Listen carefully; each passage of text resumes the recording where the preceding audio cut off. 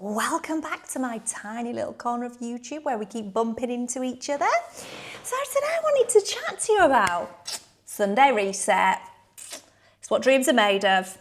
I just wanted to chat about how I do my Sunday reset. I'm sure we've all got our diaries, our weekly, monthly, yearly planners, whatever it is that we kind of work with to add in the school trips, the holidays, the parties, the whatever it is that we've got to add into these calendars to remind us. I just wanted to share with you how I do mine. So it's the first, well, technically it was the 1st of June yesterday, which was a Sunday.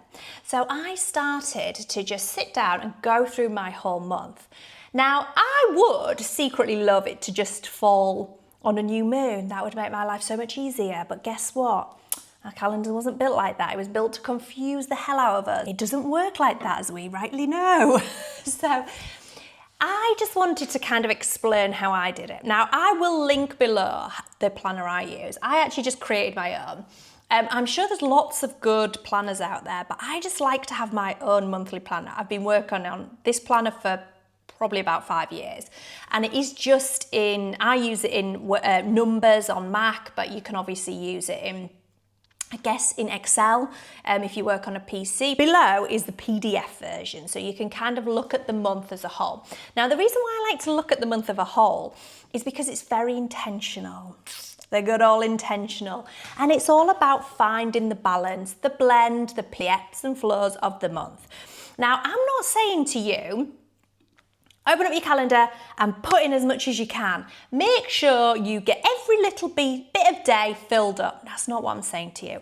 What I'm saying to you is look at it intentionally. Look at what you need as a family, as a person, and figure out where you're going to fit in the things you need. Now, the things I want to work on throughout this next 4-week period, it was the new moon last week. So this has kind of helped my brain kind of get into the mode. In our moon circle, it was very much about what do you want for the next period of time? What do you need? And the things that I wanted to work on was 3 things. One was my health, and the reason I said health, it was more of, and I'm not sure if health's the right word, but it was very much about my energy level. So fueling my body, moving my body, anything that gives me the energy, because that will allow me to achieve the other things I want to achieve.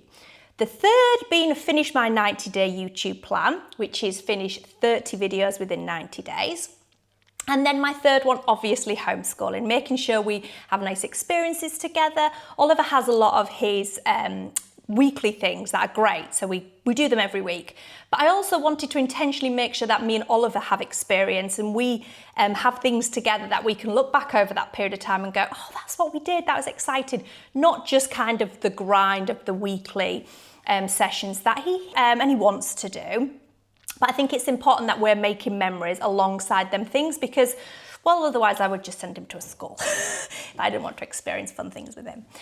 They were my 3 things. So then that meant I looked at the month as a whole and I looked at what we have plans, our commitments. Now, I believe if we make commitments, we should stick them out. But also, we have to make sure that we're not overcommitting, we're not overscheduling to things, we're not falling into the hustle mentality of being like, oh, yeah, let's fit that in, this is what we need to do, like we need to do this.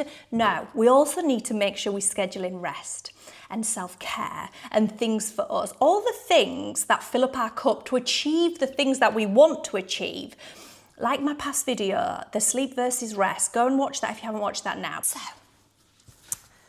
we are a few minutes into the video and I haven't recommended a book. Was you worried it wasn't me? Here we go, another book recommendation. The Hustle Cure. This is the book of last month, which you'll have seen me kind of mention, but I've obviously finished it now. And this is such a healthy reminder of how we are sickler beings. At the end of the day, we need, particularly as women, but some men as well, we need to make sure we are working with our best selves. She has this quote at the end, which says, I'm paraphrasing here, so hopefully I will get it right. There is no point in trying to grow strawberries in the depth of winter. It's just a pointless exercise. And that is the same. On a weekly, monthly, daily, we need to remind ourselves of that. Why not work with our cycles, with our natural hormones, with our rest and our recharging? And when we need to do them things, why not just work with them instead of against them? Why do we feel the need to like hustle, get more? I mean, it's cultural, it's the society we live in. But we can achieve more if we lean in to what we're already, our human compass, our human direction is already telling us that at points of the month, we're going to be more energized, we're going to be more productive. If we can lean into them and understand ourselves better, we are going to be way more productive and we're going to achieve way more than we ever thought we could. And it's about trusting ourselves as well. So it's very much about, if we build that trust muscle, and if we build that every time we do something that we think, oh, actually, yes, I do have the ability to do that. I can do that. I trust myself, I will do that. I trust I will set this intention. I trust I will set this goal and I will follow it through. When we start letting ourselves down, that trust gets broken and broken. So if we set all these intentions for, I'm going to go out, I'm going to socialise, I'm going to see friends, I'm going to do this, and it happens to be the back end of your cycle, or if you don't have a cycle, maybe it's the moon, maybe you're working with the dark moon, so when it's the new moon, if you're feeling any of them low energy and then you're like, oh God, I've overscheduled and now I don't want to see my friends and what's wrong with me? It's probably nothing's wrong with you. It's probably you've overscheduled and a time of the month that is not really going to work for you. So that's how I look at my month as a whole. I've looked at it for the next 4 weeks. I've looked when I know my high periods are going to be. Yes, there's things we have to do consecutively. There's things if we want to achieve certain things, a fitness goal, a mental fitness goal, then we have to do that repetitively. We have to put in the reps every day. But sometimes if you're going to look at the calendar and go, I'm not going to get a chance to fit that in on that day, or I'm not going to be at my best at that point. So let me front load it. So when you're feeling energetic, why don't you cram in the things that you need to do? All the things that you can maybe batch cook, batch produce content, whatever it may be. Do that at the period of time when you are feeling your best. And then when you're in your darker days, maybe do the editing, or maybe that's when you get out the frozen bread meal that you've prepared for 2 weeks in advance because you know you're not going to feel like cooking that day. That means that you're still going to hit your health goals and make sure that you're eating healthy, nutritional things. So it's really important to look at it. So I think it's nice to look at a weekly, but I think over that 4 weekly period or a month, or the moon cycle if you're really witchy-woo, respect out there that doing that, by the way. But yeah, if we can start looking at our calendars as females and mums and looking at it as a whole and going, actually, you're going to get the best out of me then. Scheduling your dates with your husband when it's ovulation. Schedule them in because they're going to get the best of you. They're going to get the best version. You're going to be open to communication. You're probably going to get freaky with them. You name it, you're going to want to do. Don't schedule it when you're not feeling it, with the week before your period when you may be feeling a little bit down or not like going out or just basically like a recluse. It's not going to happen. You're probably going to cancel it, or you're just going to want to go home and get an early night. So that's my recommendation for you. So then moving swiftly on to my second book recommendation, because I love the book recommendations. We are now reading in June and July, actually. We're doing it over 2 months, which is a rare occurrence. Visualize. And I've only read the intro, so I can't give you much, but I'm very, very excited about reading this book because I love to visualize anyway. If you don't know what visualizing, if you have a daydream, that's basically the same thing, but in a bit more powerful way and a bit more intentional. But I'm very excited to read this because she opens up with, in the intro, her kind of selling point is, we are taught in school. So this is bringing me back to my homeschooling and the things that I can teach Oliver. Most self-development books start with something, they don't teach us this in school. And I'm over here just teaching my child all the things that these books tell me that they don't teach in school, by the way. So she basically opens up with, in schools, they teach us physical education. We do PE, we do it, I'm not sure how many times a week, but it's in the curriculum. It's really important. We know the importance of it. And that is brilliant, and I do not disagree with that at all. But what they do not teach us is our mental fitness. And we're supposed to learn that over time. We hear a lot now mental health and how we can look after our health. But why not be more proactive, like you would with strength training? You strength train so that you be stronger. It's all about the long game. And we often talk about mental health only when we've got an illness, a mental illness. And instead of thinking about our mental fitness as our mental gym, something we need to do and be present and conscious of, that will take us a long way. If we can just focus on making sure that we spend time and energy on our mental fitness, it's going to make the world a better place. Let's be brutally honest. I think all that kind of makes me realise as well the importance of scheduling in these things. The whole point of monthly planning and planning for and planning it out intentionally is a lot of often when you hear people talking about planning, they miss kind of the crucial part, and that is making sure you reflect on the past month and looking forward to and then moving into that month and what you need and what's important to you to make sure that you are continuously hitting you're continuously filling up your own cup. This self-care that gets thrown around all the time, like, we have to take it seriously. And it isn't just about taking the bubble bath, although I do love the bubble bath. It's about just making sure you're filling up all of them cups and recharging and making sure that your calendar fits that. Now, it's different. It is going to look different for everybody because everybody's going to need different things at different stages. You may be in your chill era, you may be in your hustle era. Like, it all depends on what you need. So then on a bigger scale, you need to think about maybe the year, the 5 years, the 10 years, what you're trying to achieve, but looking at it as a snap point in that month where you can make sure you're kind of ticking up. Otherwise, all that happens is another year goes by, you set another New Year's goal intentions, and every year you're like, still tick that off the list, still didn't achieve what I wanted to achieve. So you have to kind of be accountable throughout the year, but I'm not talking hustle, hustle, hustle, do more, do more, do more. That's exactly what I'm not talking about. So I think my main takeaway, I obviously also like to do on a Sunday reset is I do like to reset the home.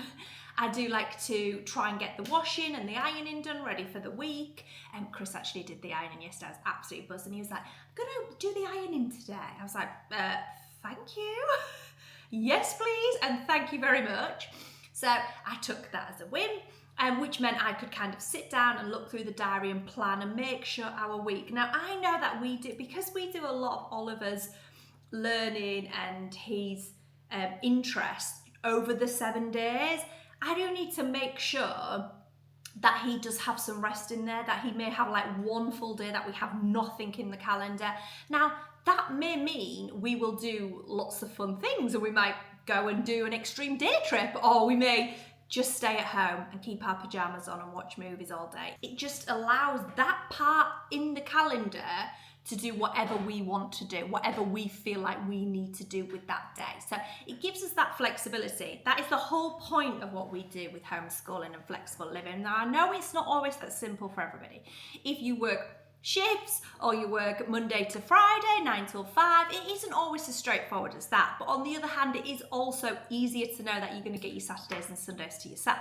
So it's a bit of give and take, if I'm being honest. I think there's pros and cons probably on both sides. It depends what type of person you are. We thrive in having a much more relaxed, flexible schedule. Some people like that, knowing what they're doing. We like to have a little bit more control, and we like to kind of do what we need when we need it, and be a little bit more intuitive, listen to ourselves and go, actually, this is what we need today, this is what we need this week, this is what we need this month, and just get it in the diary. It's as simple as that. If it's in the diary, it just tends to happen. It's like magic. It's like you're halfway there. I don't know what it is, but writing down, I'm going to do a workout at 8 a.m. means I'm 50% there. I don't know how that actually works, but if I don't write it in the calendar, I'm like 0% there. If anybody knows how that works, answers on a postcard how that works, because I have no idea. But it's true. If you put it in the diary, same.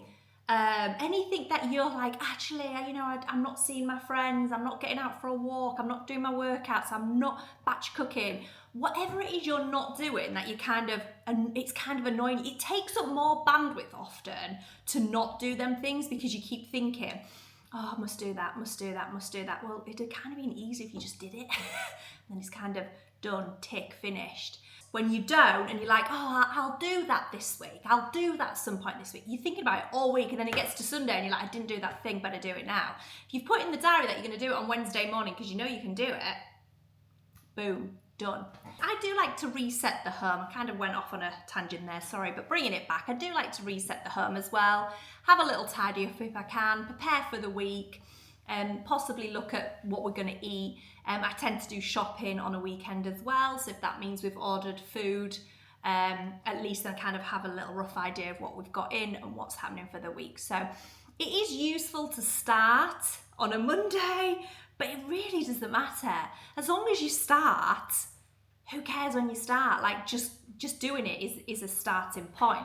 The biggest difference between my Sunday reset and what most people do is they really miss the important bits out. They fill it with all the things that they need and it's crammed. And then it's like, it's overload. I know if I overschedule, you're not going to get the best version of me. I know if I overschedule, all that will happen is when it comes to that thing that I'm too tired to do, I'm too busy, I haven't got the chance, I'm overwhelmed, I'm not enjoying the experience. If we booked to go to a kid's party and I'm like, wish I wasn't here on this Saturday afternoon or Sunday afternoon, that's the worst time, is it? Sunday afternoon kids' party is like the worst. And I'm like, yeah, we'll come. Then we've had a cram-packed week. We get there and I'm like, I just wanted to do my Sunday reset. And now I'm here at soft play. It's not gonna help anybody. Now, if I go into it the mindset of no, actually, I'm gonna do my Sunday reset on the Sunday morning because I know we're gonna be out and it's all planned, everybody's winning, everybody's happy. It's about making sure that your glass balls are kept in the air, whatever your glass balls are, and your plastic ones, you can let them slip. So it's not always about cramming the diary and making sure that every little part of the diary is full. It's not about that. That will make you feel overwhelmed and it's actually counterproductive if you ask me. Like I've said, I've linked below my PDF version of my calendar and I do colour coordinate our week just because it's easier for me. So pink for me, purple for work, green for Oliver, etc, etc. And that just kind of helps me kind of know where I can kind of see as a whole, like if my whole calendar was green, for Oliver, I'd be like, wait a minute, when am I going to recharge? When am I going to be the better version of me so that I can give to Oliver? He tells me all the time, don't pour from an empty cup. And that boy is wise. There you go. I hope you've enjoyed today's video. I hope it hasn't come across as too hustle and too, I think that's the problem with calendars and schedule and productivity. It all sounds very like, ooh, to me. I hope it hasn't come across like that because that's not how I want this to come across. I want this to be a very intentional practice. I want it to be a very relaxing and cathartic experience to go through your calendar. And I appreciate that some planning has got to happen. Like you're not gonna go on a family holiday without some planning and organisation. But also, if the energy is very negative and it feels hard and it feels busy, it takes all the fun out of it, it zaps all the enjoyment out of it. So as long as you're enjoying the process of what you're doing, the whole experience there's going to be more of a joyful experience at the end of it. I know it's a little cliche, but it's very much enjoying the journey, not just the end destination. It's the same. It's as simple as that, but it's just a Sunday reset, my friend. So yeah, I'll encourage you all to give this a go in June, see how you feel. Put the moon on there, put your cycle on there, see when you're going to be at your most energy. And if you're not tracking your cycle, let this be the month to start. Just track it, see. Just print off the calendar and track your moods. Track your cycle from this day forward and see how it looks. And then you just build on it. And then you go, actually, I see this happening and this. It will take a period of time. I think it would take a few years because you need to look at the seasons as well. So it has to be over the 12-month period before you really start to get a gist of how your rhythm is. But I'd encourage you to start today. Why not? What have you got to lose? Anyway, I hope you've enjoyed this video. I, of course, have loved talking to you as always. Like and subscribe. And if anybody's got any comments or ideas of how you like to schedule your month and your Sunday reset, please comment below. See you next time.